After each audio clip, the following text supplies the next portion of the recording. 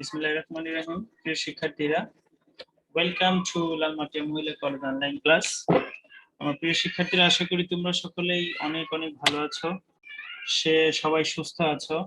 সে আশা রেখেই আজকের এই ক্লাসটি শুরু করছি। আমরা জানি আজকের এই ক্লাসটি হচ্ছে আমার মাস্টার্স ফাইনাল ইয়ারের জন্য, department of finance and banking.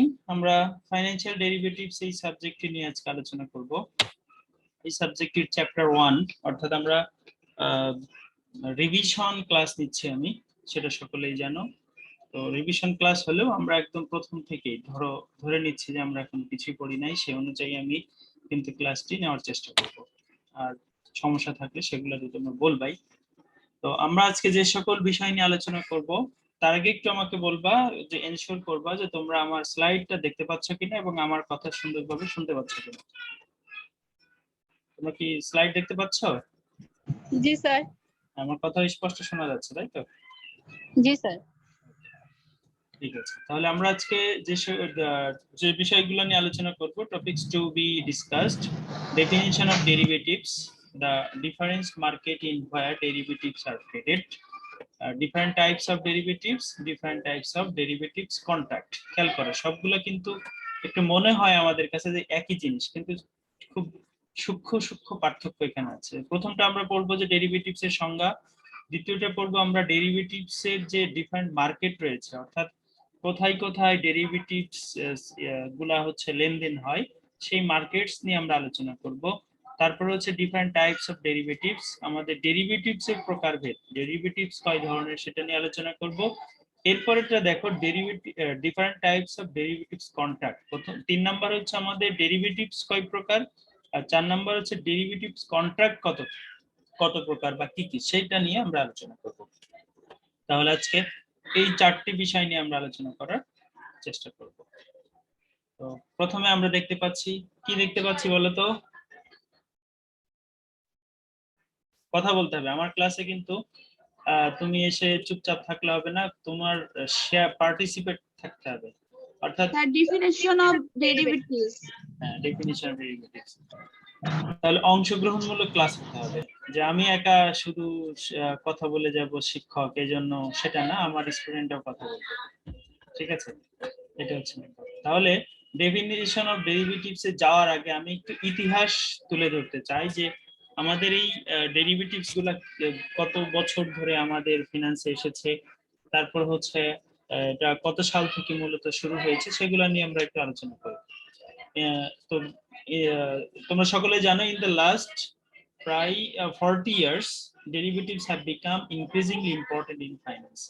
অর্থাৎ প্রায় 40, অনেকে বলে 30 বছর, অনেকে বলে 35, 40, তো 35 থেকে 40 বছর, প্রায় এই 35 থেকে 40 বছর ধরে ডেরিভেটিভসটা কিন্তু আমাদের ফিনান্সের একটা গুরুত্বপূর্ণ ভূমিকা পালন করে আসছে, এবং ডে বাই ডে এটা আরো ইনক্রিজ হচ্ছে। তো আমাদের এখানে ডেরিভেটিভস এর মধ্যে অ্যাকচুয়ালি আলোচনার বিষয় হচ্ছে ফিউচার এন্ড অপশন আছে আমাদের। সেই ফিউচার এবং অপশন গুলো ট্রেড হয় বা লেনদেন হয় বিভিন্ন এক্সচেঞ্জ মার্কেট গুলোতে, এবং সারা বিশ্বের যে এক্সচেঞ্জ মার্কেট গুলা থাকে, স্টক এক্সচেঞ্জ বলি আমরা সাধারণত, সেই এক্সচেঞ্জ মার্কেট গুলাতে তোমার হচ্ছে ট্রেড হয়ে থাকে বা লেনদেন হয়ে থাকে। তাহলে ডেরিভেটিভস গুলো কোথায় লেনদেন হয়ে থাকে? সারা বিশ্বের বিভিন্ন ধরনের স্টক এক্সচেঞ্জ গুলাতে বা এক্সচেঞ্জ মার্কেট গুলাতে ট্রেড হয়ে থাকে। তবে মজার বিষয় হচ্ছে বাংলাদেশে কিন্তু এখনো এই ডেরিভেটিভস এর কিছু কিছু অংশ এসেছে, ফুল পার্ট নিয়ে কিন্তু বাংলাদেশ স্টক এক্সচেঞ্জ এটা এখনো কার্যক্রম শুরু করতে পারেনি। তবে বেসিক্যালি এটা হচ্ছে আমেরিকা এবং ইংল্যান্ড, এটা যেহেতু তারা এই ডেরিভেটিভসটা আবিষ্কারের, মানে আমরা বলি ল্যান্ড, আবিষ্কার ভূমি হচ্ছে আমেরিকা এবং হচ্ছে ইংল্যান্ড, ওই সকল দেশগুলাতে এটা বেশি প্রচলিত। তবে আমরা যেহেতু এখন গ্লোবালাইজেশনের যুগ, আমরা বাংলাদেশে বসেও কিন্তু এই ডেরিভেটিভস এর বিজনেস করতে পারি। ওই যে বাইরের কান্ট্রিতে, যে কোনো দেশেই এখন আছে, মানে ম্যাক্সিমাম দেশগুলোতে আছে। তো তুমি চাইলে আমেরিকার স্টক এক্সচেঞ্জে অন্তর্ভুক্ত হয়ে, ইংল্যান্ডের স্টক এক্সচেঞ্জের সাথে অন্তর্ভুক্ত হয়ে কিন্তু এই ডেরিভেটিভস গুলা তুমি লেনদেন করতে পারো, ট্রানজেকশন করতে পারো এবং বিজনেস করতে পারো। এরপরে আমি যেটা বলবো সেটা হচ্ছে 1988 সালের আগ থেকেই কিন্তু কত সাল বলেছি 1988 এর আগ পর্যন্ত এর আগ থেকেই কিন্তু আমাদের ডেরিভেটিভসটা চলে আসছে, তবে 1988 এর আমাদের এই ডেরিভেটিভস গুলো আরো বেশি ব্যাপক আকারে বিজনেস শুরু করে মানুষেরা, বিজনেসম্যানেরা। আর 2007 সালের পর থেকে এটা আরো বেশি মার্কেট দখল করে। তাহলে এই ছিল আমাদের মোটামুটি একটা ইতিহাস ডেরিভেটিভস এর। আশা করি কিছুটা হলে বুঝতে পেরেছো, বুঝেছো কিনা? ইতিহাস তো আসলে বোঝার কিছু নাই, জাস্ট হচ্ছে আমাদের জানা এবং শোনার বিষয়, তাই না? বুঝতে পেরেছো আশা করি। তাহলে আমরা এখন একটু ডেফিনিশনে যাব। তার আগে একটু তোমাদের কাছে শুনতে চাই যে ফাইন্যান্সের ভাষায় সিকিউরিটি বলতে আমরা কি বুঝি? যে কেউ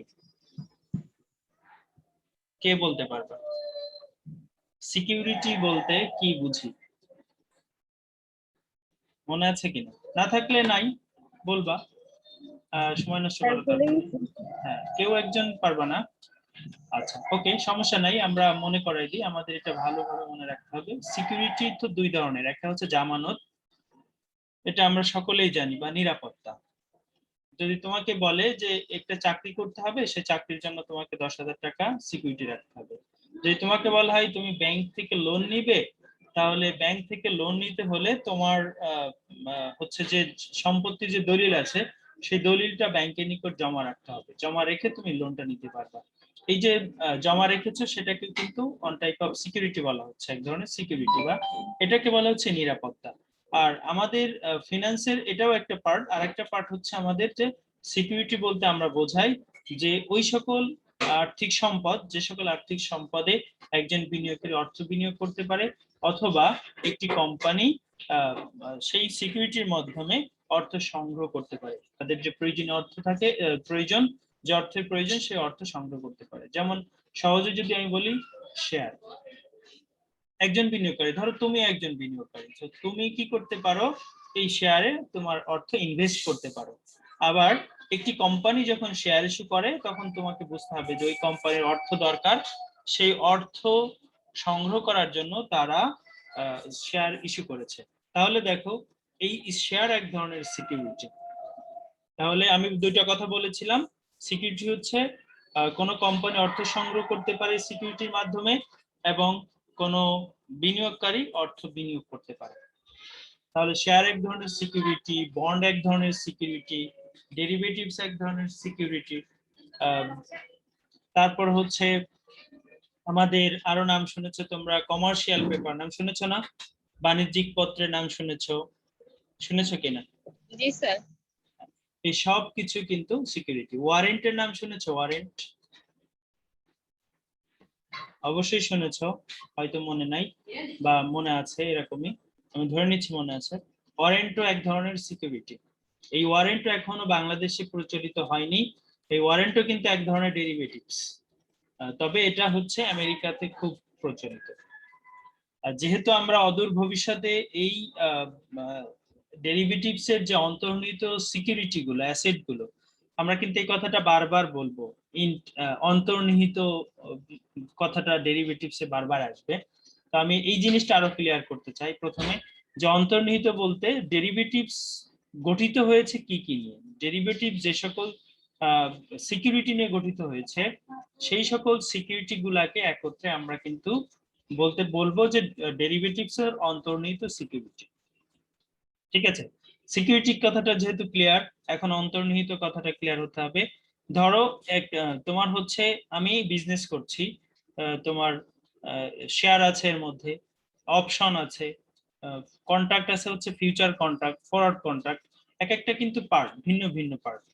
তো এই চারটা কথা, মানে আমি কয়টা বলেছি, ধরো অপশন বলেছি, ফিউচার কন্ট্রাক্ট বলেছি, ফরওয়ার্ড কন্ট্রাক্ট বলেছি, শেয়ার বা স্টক বলেছি।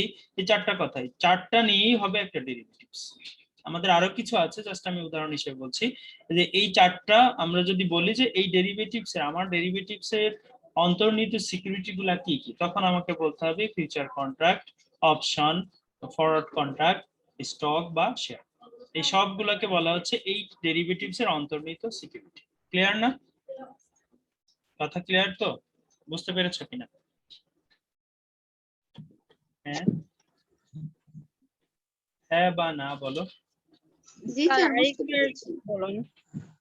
আমরা বলেছি প্রথমে সিকিউরিটি, এটা তো ক্লিয়ার, কারো কনফিউশন আছে কিনা সিকিউরিটি কি? আচ্ছা, এরপর আমরা বলেছি ডেরিভেটিভস এর মধ্যে যে সকল সিকিউরিটি গুলা থাকবে সেটাকে বলা হবে ডেরিভেটিভস এর অন্তর্ভুক্ত সিকিউরিটি। তো এর ডেরিভেটিভস এর মধ্যে থাকতে পারে অপশন, কন্ট্রাক্ট, সে কন্ট্রাক্ট হতে পারে future contract, forward contract, stock, warrant.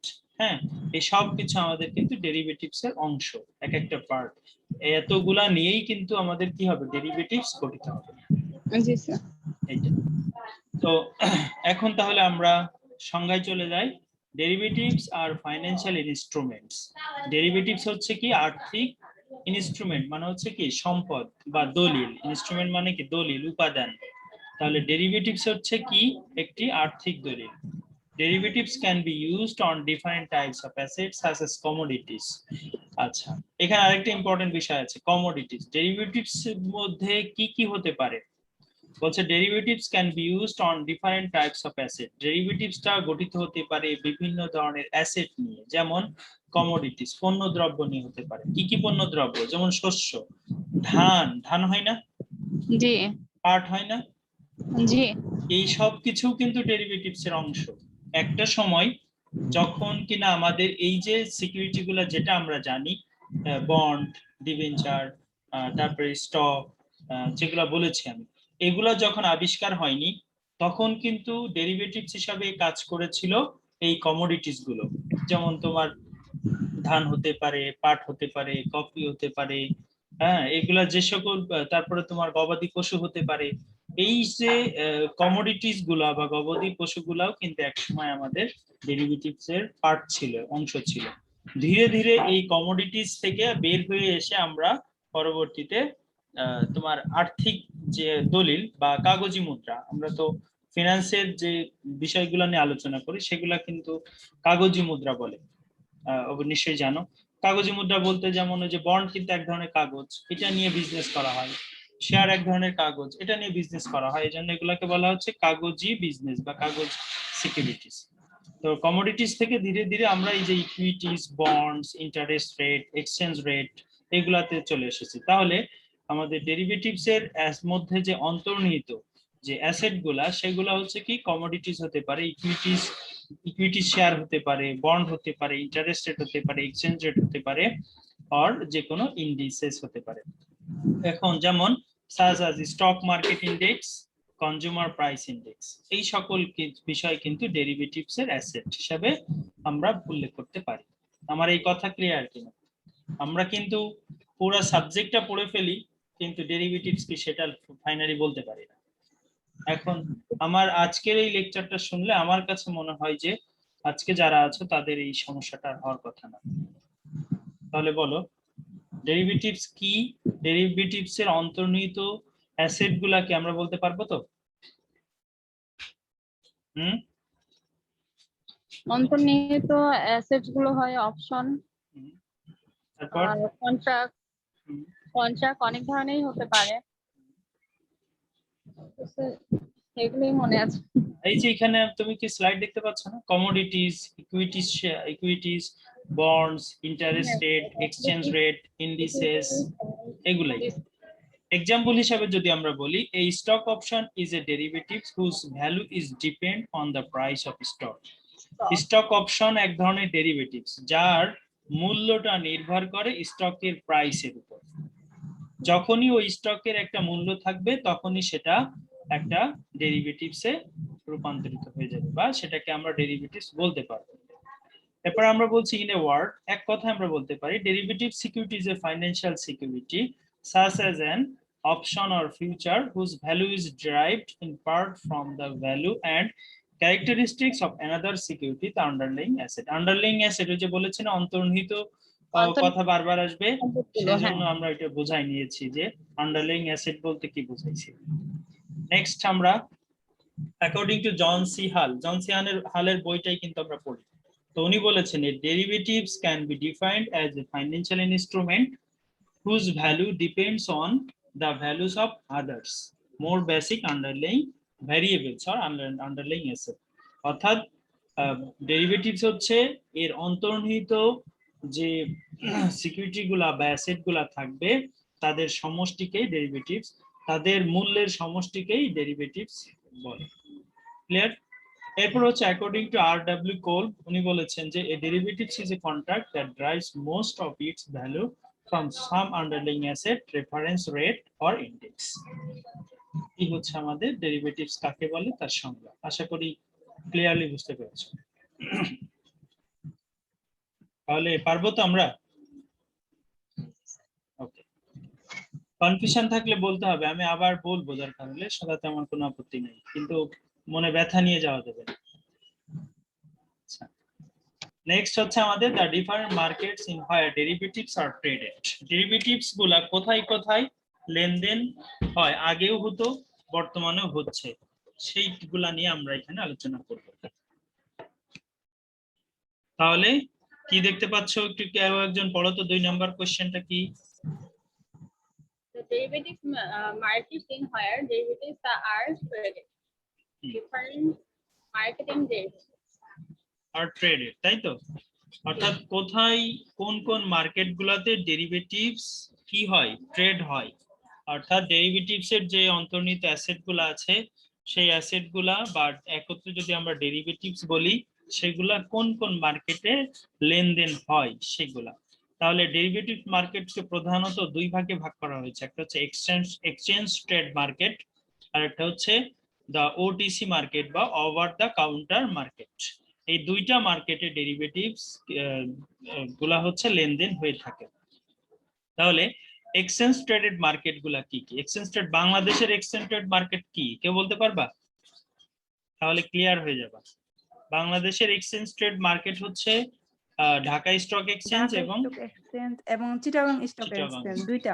হ্যাঁ, তাহলে এই যে এরকম যে সকল এক্সচেঞ্জ মার্কেট থাকবে সেগুলাকে কিন্তু একত্রে আমরা বলছি এক্সচেঞ্জ ট্রেড মার্কেট। তাহলে আমরা যেহেতু বাংলাদেশের কথা আমরা বলেছি, বাংলাদেশের 2টা এক্সচেঞ্জ ট্রেড মার্কেটের কথা উল্লেখ করেছো। এবার আমরা বাইরের দেশের কথা যদি বলি, মূলত যেখানে ডেরিভেটিভস গুলা ট্রানজাকশন হয় সেটা নিয়ে আমাদের এখানে আলোচনা। দা শিকাগো বোর্ড অফ ট্রেড, যেটা সংক্ষেপে সিবিওটি বলে, দা শিকাগো বোর্ড অফ ট্রেড। আর একটা হচ্ছে দা শিকাগো মার্কেন্টাইল এক্সচেঞ্জ এসএমই, আর একটা হচ্ছে দা শিকাগো বোর্ড অপশন এক্সচেঞ্জ। তাহলে এই 3টা হচ্ছে কোথায়? শিকাগোতে অবস্থিত। শিকাগো কোথায় বলো তো? আমেরিকাতে, তাই না? তাহলে আমেরিকার স্টক এক্সচেঞ্জের কথা আমরা এখানে উল্লেখ করেছি। এই 3টা স্টক এক্সচেঞ্জে আমাদের বা এই 3টা, একটা হচ্ছে Chicago board of trade, the Chicago mercantile exchange, the Chicago board option exchange, এই 3টা জায়গাতে মূলত ডেরিভেটিভস গুলা ট্রানজাকশন হয়ে থাকে বা ট্রেড হয়ে থাকে। এটা কিন্তু প্রিলিমিনারি, যখন ডেরিভেটিভস গুলো এসেছে আজ থেকে 40 বছর আগে বা 35 বছর আগে, তখন কিন্তু শুধুমাত্র এই 3টা জায়গাতেই ট্রেড হতো।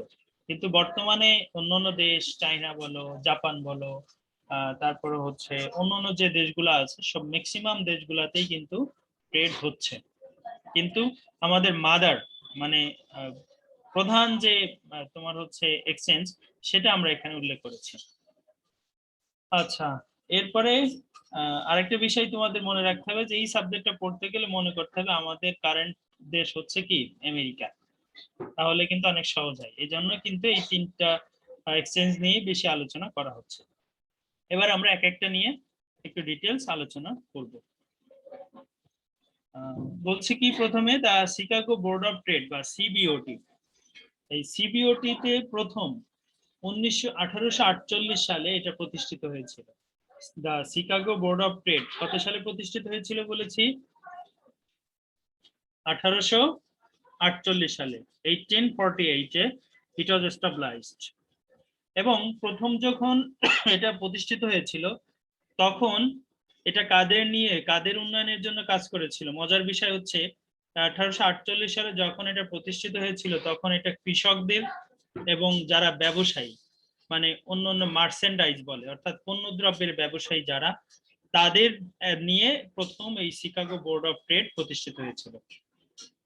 তাহলে বলেছি it was established in 1848 to bring farmer and merchant together, অর্থাৎ পণ্যদ্রব্যের ব্যবসায়ী এবং কৃষকদের নিয়ে 1848 সালে সর্বপ্রথম শিকাগো বোর্ড অফ ট্রেড প্রতিষ্ঠিত হয়েছিল। এবং এটা কেন প্রতিষ্ঠিত হয়েছিল? এটা সর্বপ্রথম এই চিন্তাধারা থেকেই প্রতিষ্ঠিত হয়েছিল যে যারা কৃষক থাকবে তাদের যে ফসল উৎপাদন করবে তারা, সেই ফসলগুলা যেন তারা ধীরে ধীরে আরো ভালোভাবে বেশি উৎপাদন করতে পারে এবং তাদের স্বার্থ যেন রক্ষা করা যেতে পারে, অর্থাৎ ন্যায্য মূল্য যেন পায়, সেই বিষয়গুলোর উপর ভিত্তি করে। এবং যারা বিজনেসম্যান ছিল অর্থাৎ মার্চেন্ডাইজার, পণ্যদ্রব্য নিয়ে ব্যবসা করে, তারা যেন ক্ষতিগ্রস্ত না হয়, তাদের আর্থিক অবস্থা, তাদের অবস্থা যেন দিন দিন উন্নতি হয়, সেই ধারণা নিয়েই কিন্তু প্রথম এই শিকাগো বোর্ড অফ ট্রেড একটি তোমার হচ্ছে কার্যক্রম শুরু করেছিল। আর এখানে ধীরে ধীরে পরবর্তীতে এসে প্রথম দিকে কিন্তু এরা পণ্যদ্রব্য, কমোডিটিস বলেছি আমরা, সে বা গ্রেইন বা কমোডিটিস, গ্রেইন মানে শস্য সবাই জানো, বা কমোডিটিস নিয়ে সর্বপ্রথম এখানে ট্রানজেকশন হতো। পরবর্তীতে এসে এখানে ফিউচার কন্ট্রাক্টের কথা বলেছি, সেই ফিউচার কন্ট্রাক্ট কিন্তু এটার প্রথম আমাদের ফিউচার কন্ট্রাক্ট ট্রেড হয় এই the Chicago board of trade এই এক্সচেঞ্জে। এতটুকু বুঝতে পেরেছো কিনা? হ্যাঁ, এর আমার কথা কি কঠিন লাগে?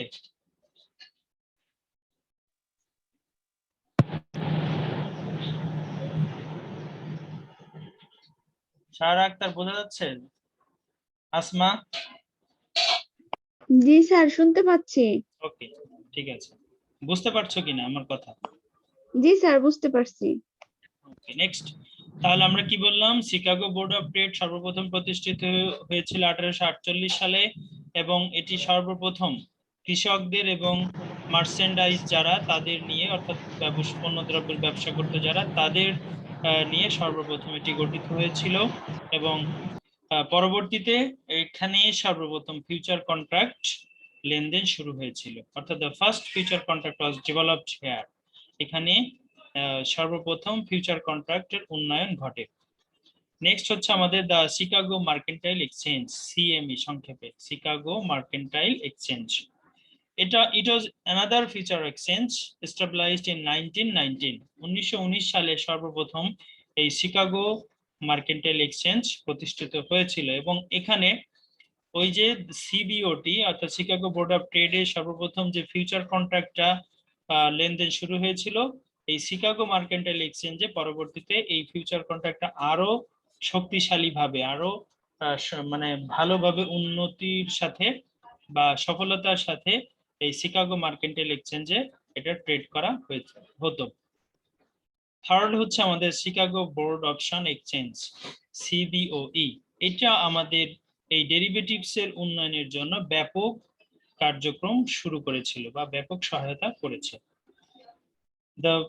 আমরা যে কল অপশনের কথা শুনেছি, কল অপশন কন্ট্রাক্ট, এখানেই 1973 সালে সর্বপ্রথম এই শিকাগো বোর্ড অফ অপশন এক্সচেঞ্জে লেনদেন শুরু হয়। তাহলে 1973 সালে সর্বপ্রথম কল অপশন কন্ট্রাক্ট ট্রেডিং হয় এই শিকাগো বোর্ড অফ এক্সচেঞ্জে, অপশন এক্সচেঞ্জে। তারপর 1973 সালের পূর্বেও যদিও 1973 সালের পূর্বেও এখানে তোমার হচ্ছে এই অপশন গুলো ক্রয় বিক্রয় হতো বা ট্রেড হতো, কিন্তু 73 সালের পর থেকে এটা ব্যাপকভাবে এবং সফলতার সাথে ট্রেড করা শুরু হয়েছিল। আর 1977 সালে পুট অপশন তোমার হচ্ছে পুট অপশন কন্ট্রাক্ট এই সিবিওই তে ট্রেড হওয়া শুরু হয়। তাহলে 73 সালে হচ্ছে কল অপশন এবং 1977 সালে পুট অপশন ট্রেড হওয়া শুরু করে এই সিবিওই তে। বর্তমানে এই সিবিওই অর্থাৎ শিকাগো বোর্ড অপশন এক্সচেঞ্জ প্রায় 1200 বা তারও বেশি, 1200 প্লাস, এই 1200-র বেশি স্টক নিয়ে বা সিকিউরিটি গুলা নিয়ে এটার কার্যক্রম পরিচালনা করছে। তাহলে আমরা শিকাগো বোর্ড অপশন এক্সচেঞ্জে আমাদের ডেরিভেটিভস এর উন্নয়নের জন্য কতটা গুরুত্বপূর্ণ ভূমিকা পালন করছে সেটা তোমরা নিশ্চয়ই এখন বুঝতে পেরেছো আশা করি। নেক্সট আমরা চলে যাব the over the counter market, OTC market. OTC market কি? আচ্ছা, ওভার দ্য কাউন্টার বলতে কিন্তু বোঝায় তুমি যখন টেলিফোনে কথা বলবা, তাহলে তখন কিন্তু আমরা বলি আমি একজনের সাথে টেলিফোনে কথা বলেছি, তো আমরা ইংলিশে কিন্তু তখন বলি ওভার দ্য টেলিফোন। ঠিক আছে, তো ওভার দ্য কাউন্টার মার্কেটটা কিন্তু এমনই, যখন তুমি ট্রেড গুলা টেলিফোনের মাধ্যমে করবা বা মোবাইলের মাধ্যমে করবা, অর্থাৎ আমরা যদি কোনো শেয়ারের লেনদেন বা কোনো ডেরিভেটিভস এর যে অন্তর্নিহিত অ্যাসেট গুলার লেনদেন আমরা যখন টেলিফোনের মাধ্যমে করব বা মোবাইলের মাধ্যমে করব, তখনই সেই মার্কেটটাকে, এটা একটা মার্কেট ধরা হয় যে মোবাইলের মাধ্যমে যখনই আমরা ট্রানজেকশন করব তখন এটা একটা মার্কেটে পরিণত হচ্ছে, সেই মার্কেটটাকে বলা হচ্ছে ওভার দ্য কাউন্টার মার্কেট।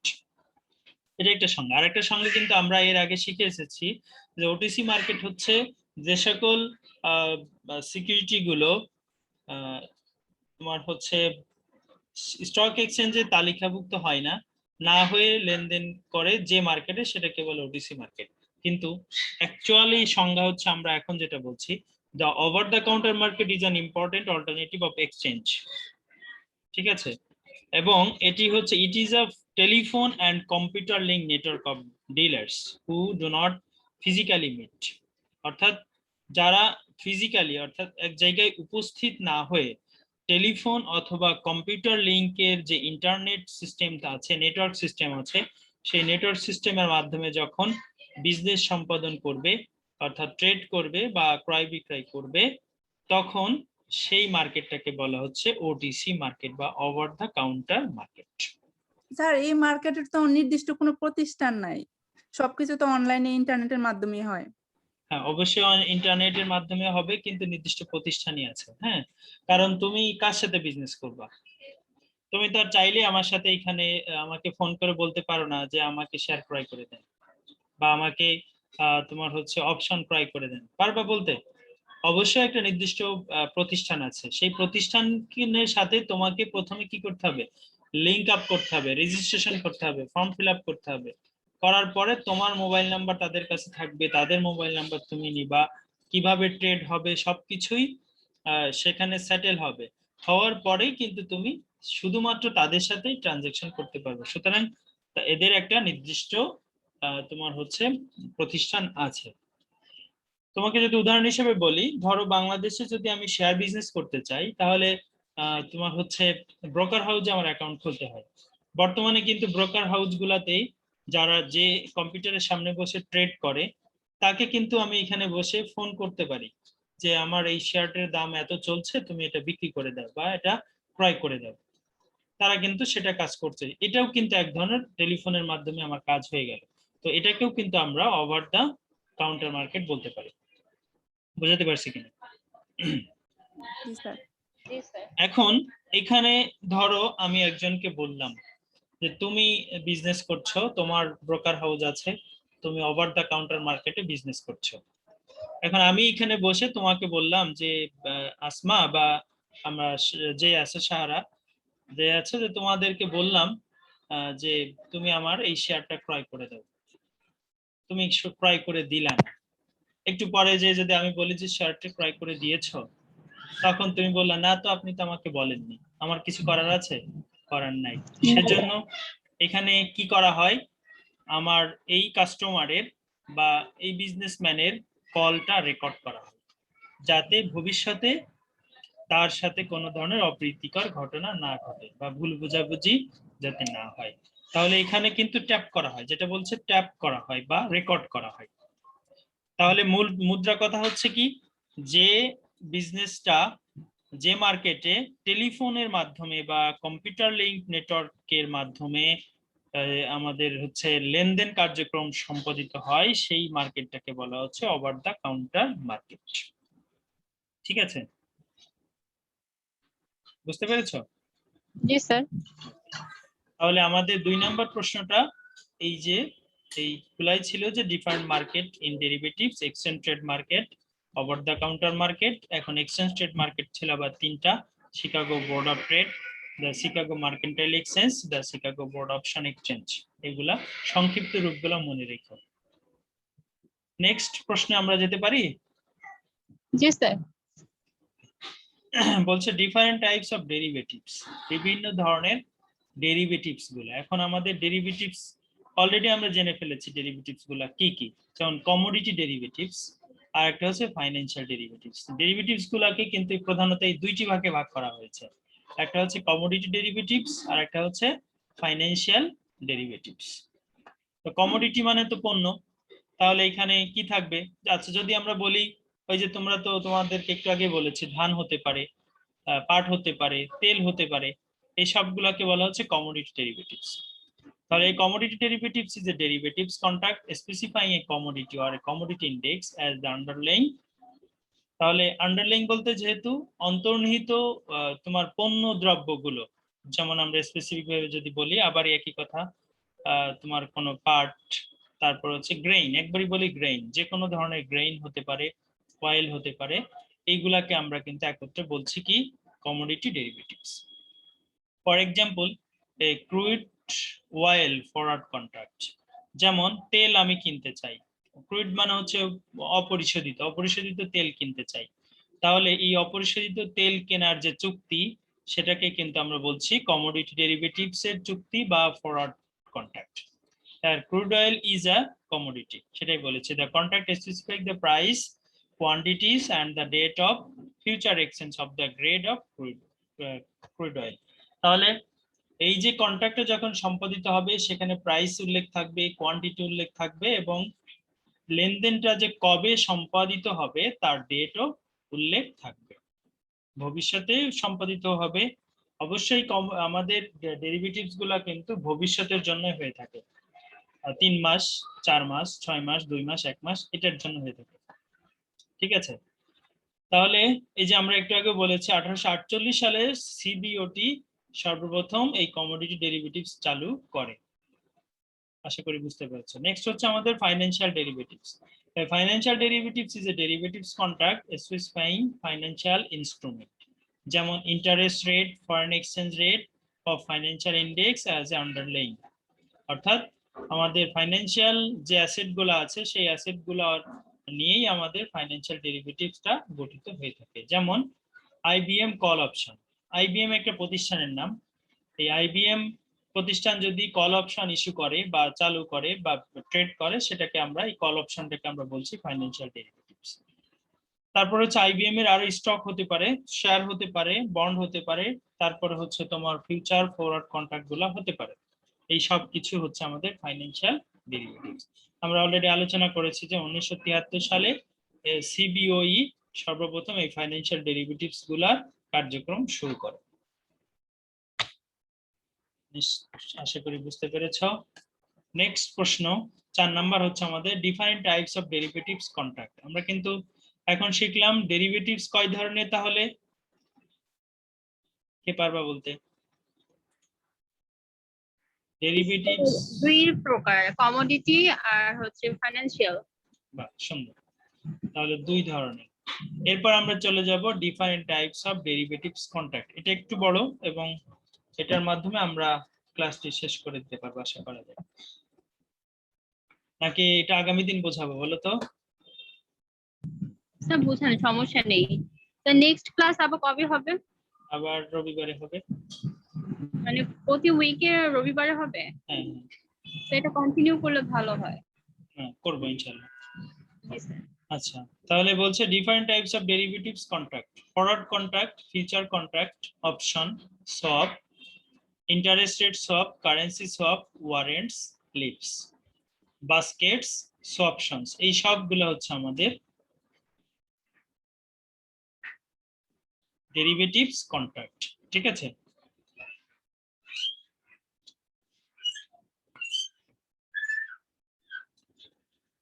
তাহলে ফরওয়ার্ড কি?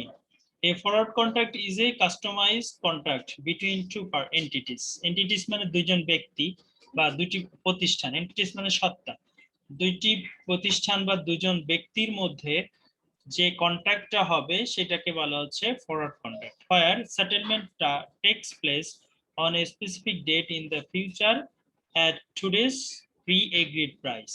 আজকে যা লেনদেন হবে কিন্তু তার তোমার হচ্ছে প্রাইসটা পূর্ব নির্ধারিত ছিল, অর্থাৎ পূর্বে নির্ধারিত মূল্যে দুজন ব্যক্তির মধ্যে যে কন্ট্রাক্টটা সম্পাদিত হয় তাকে বলা হয় ফরওয়ার্ড কন্ট্রাক্ট। আমরা আরো যদি বলি ফরওয়ার্ড কন্ট্রাক্টটা কি, ফরওয়ার্ড কন্ট্রাক্ট হচ্ছে ভবিষ্যতের একটি নির্দিষ্ট সময়ে নির্দিষ্ট মূল্যে সম্পত্তি ক্রয় বিক্রয়ের পূর্ব নির্ধারিত আরেকবার বলি, পূর্ব নির্ধারিত মূল্যে ভবিষ্যতের একটি নির্দিষ্ট সময়ে নির্দিষ্ট মূল্যে সম্পত্তি ক্রয় বিক্রয়ের সম্মতিপত্রকেই ফরওয়ার্ড কন্ট্রাক্ট বলে।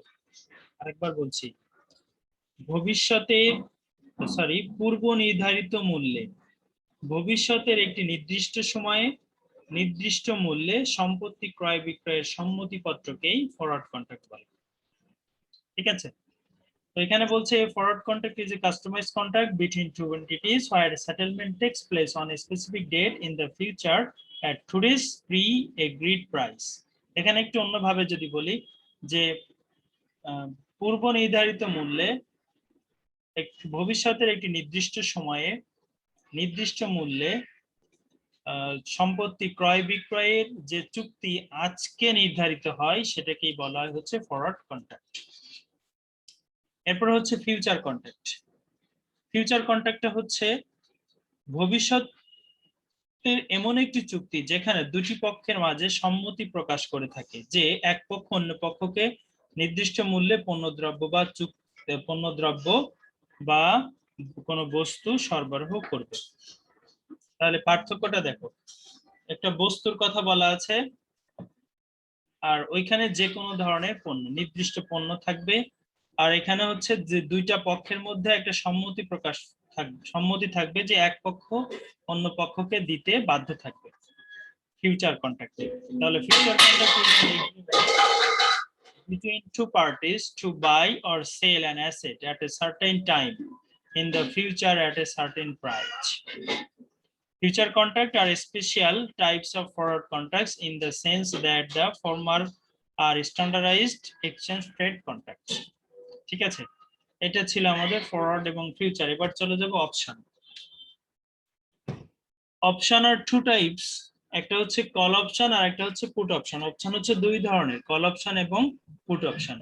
কল অপশন বলতে আমরা বোঝাই ক্রয় চুক্তি, অর্থাৎ একটি নির্দিষ্ট সময়ে নির্দিষ্ট মূল্যে তোমার হচ্ছে ক্রয়ের কোনো নির্দিষ্ট দ্রব্য ক্রয়ের যে চুক্তি করা হয়, ক্রয় করার যে চুক্তি সেটাকে বলা হচ্ছে কল অপশন।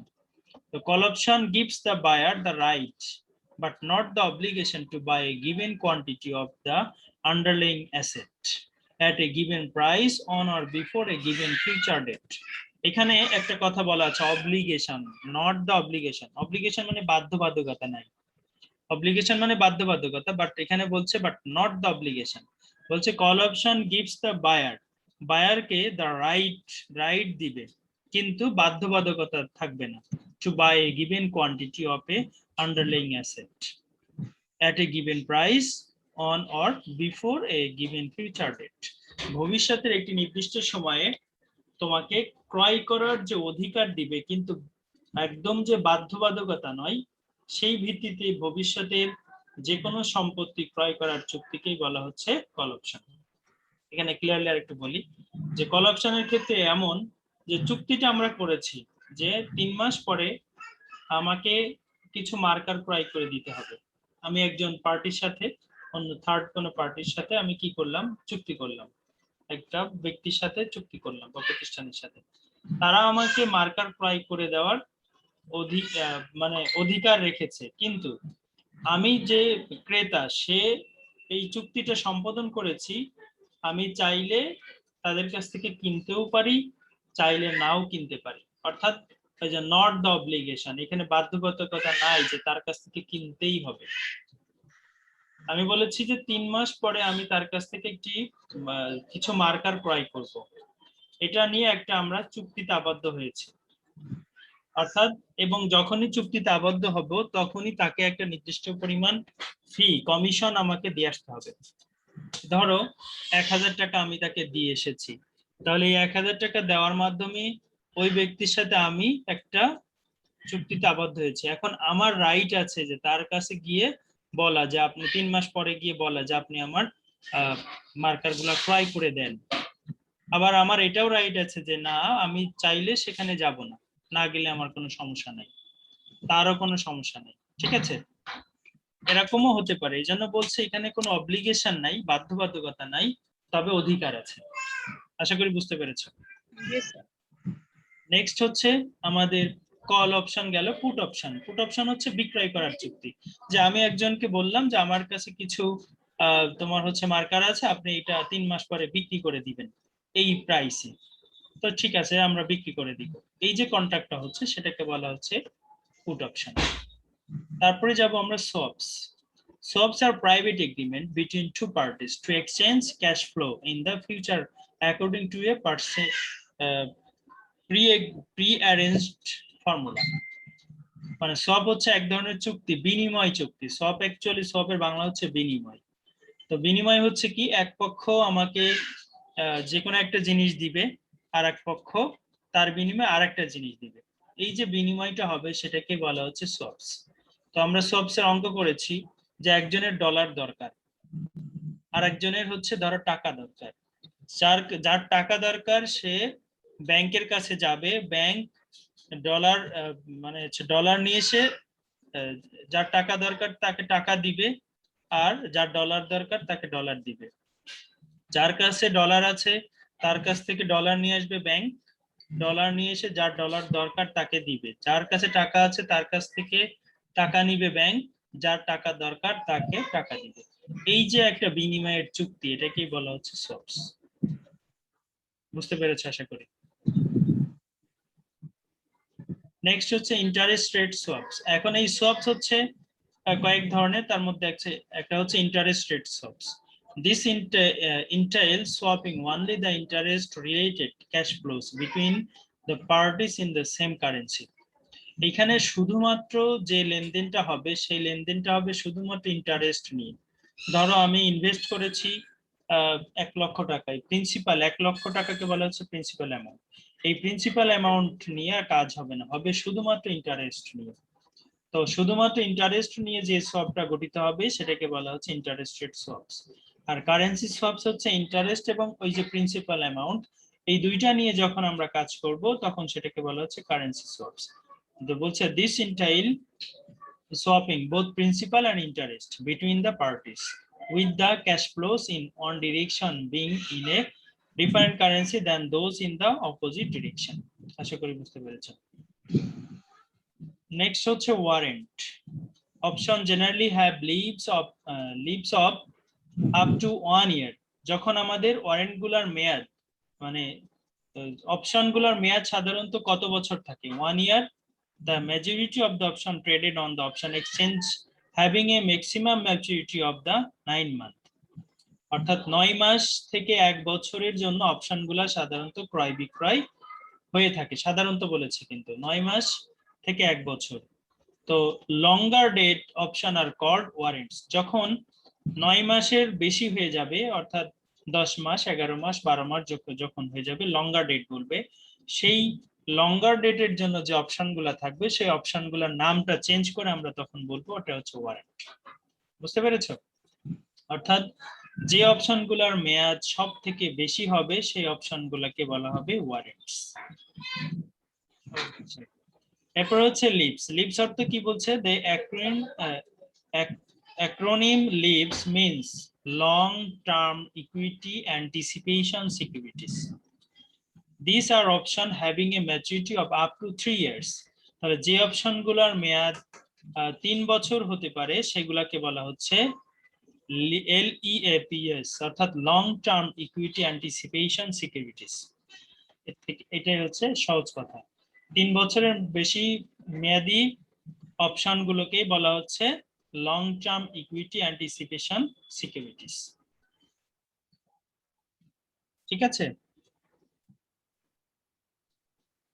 মেয়েরা বুঝতেছো নাকি বেশি মানে কঠিন মনে হচ্ছে? জি স্যার শুনতেছি।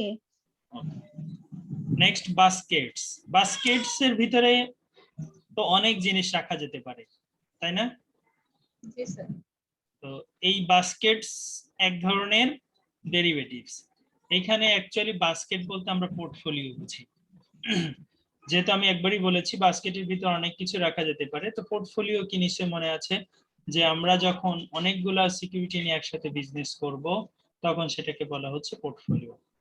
তো basket option are option on portfolio, অর্থাৎ পোর্টফোলিও নিয়ে যখন আমরা বিজনেস করব তখন সেটাকে বলা হচ্ছে basket options of underlying assets. আশা করি বুঝেছো। Underlying asset is usually a moving average or a basket of assets. Equity index option are form of basket option. Equity index কিন্তু বলতে ইন্ডেক্সটা তৈরি হয় কিন্তু অনেকগুলা ইকুইটির সংমিশ্রণে, পোর্টফোলিও তৈরি হয় অনেকগুলা সিকিউরিটির সংমিশ্রণে। যখন আমরা অনেকগুলো সিকিউরিটি নিয়ে কাজ করব বা ডেরিভেটিভস নিয়ে বিজনেস করব তখন সেটাকে বলা হচ্ছে বাস্কেটস ডেরিভেটিভস। তারপর হচ্ছে swaptions. Swaptions are option to buy or sell a swap that will become operative at its expiry of the option. অর্থাৎ সোয়াপের যে আমরা যেটা বুঝেছি যে সোয়াপ ক্রয় বিক্রয় যখন এক্সপায়ারি মানে হচ্ছে সমাপ্ত হবে, যখন শেষ হয়ে যাবে সোয়াপের কার্যক্রম, তখন সেই সমাপ্তিকেই বলা হচ্ছে সোয়াপশনস। অর্থাৎ সোয়াপের কার্যক্রম যখন শেষ হয়ে যাবে তখনই সেটাকে বলা হচ্ছে সোয়াপশন। সেটাও এক ধরনের সিকিউরিটিস। অর্থাৎ এই সোয়াপ নিয়ে কার্যক্রম যখন আমরা সম্পাদন করব তখন কিন্তু আমাদের একটা লাভ লসের ব্যাপার হবে, সেই জন্য এটা বলা হচ্ছে সোয়াপশন এক ধরনের কার্যক্রম যেটা আমাদের সিকিউরিটি হিসাবে কাজ করে বা ডেরিভেটিভ হিসাবে কাজ করে। এখানে দেখো তোমাদের নিচে যদি অঙ্ক করে থাকো, ফ্লোটিং রেটের কথা মনে আছে, ভাসমান রেট, আর একটা হচ্ছে আমরা তোমার হচ্ছে লাইবার শিখেছিলাম, তাই না? এই যে ওইগুলো নিয়ে আরো পরে আলোচনা করবো, এখন আর যাচ্ছি না। তো ফ্লোটিং রেট নিয়ে কিন্তু সবশন কাজ করে। তাহলে এই হচ্ছে আমাদের আজকের লেকচার। হোমওয়ার্ক হচ্ছে আজকে যে 4টা প্রশ্ন পড়াইলাম, এই 4টা প্রশ্ন ভালো করে তোমাদেরকে পড়তে হবে। আর আমার এই ভিডিওটা আবার বারবার দেখবা, তাহলে দেখবা যে অনেক কিছু বুঝতে পারবা। এখন বলো কারো কোনো কোশ্চেন আছে কিনা? No sir. সবাই বুঝেছি নাকি? জি স্যার। ওকে, ঠিক আছে। তাহলে আজকের ক্লাসে অংশগ্রহণ করার জন্য তোমাদেরকে অনেক ধন্যবাদ। স্যার আপনাকে অনেক ধন্যবাদ। Thank you sir. ওকে, তো প্রিয় শিক্ষার্থীরা, আশা করি আগামী ক্লাসেও তোমরা জয়েন করবা, সে আশা রেখে আবার বলতে চাই তোমরা সবাই ভালো থাকো, সুস্থ থাকো, নিরাপদে থাকো, হাসি আনন্দ আর লেখাপড়ার মধ্যে থাকো। আল্লাহ হাফেজ। আসসালামু আলাইকুম। ওয়ালাইকুম আসসালাম।